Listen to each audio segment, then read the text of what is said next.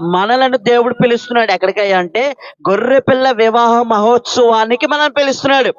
ఆ పరమందు జరగబోతున్నటువంటి గొప్ప విందుకు నిన్ను నన్ను పిలుస్తున్నాడు. ఆ గొప్ప గొర్రె పిల్ల యొక్క వివాహ మహోత్సవానికి చేరే క్రమంలో నీకు నాకు ఉండవలసింది ఏంటంటే నిర్దోషత్వం కావాలి.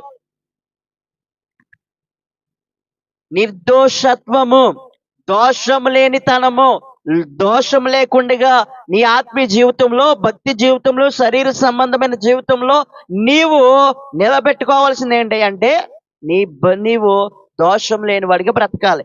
దోషం లేని దానిగా దేవుని చేత ఎంచబడాలి. యెహోవా చేత నిర్దోషి అని ఎంచబడిన వాడు ధన్యుడు.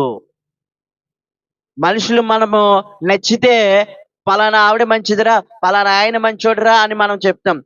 అదే నచ్చకపోతే పలానా పలానా ఆవిడ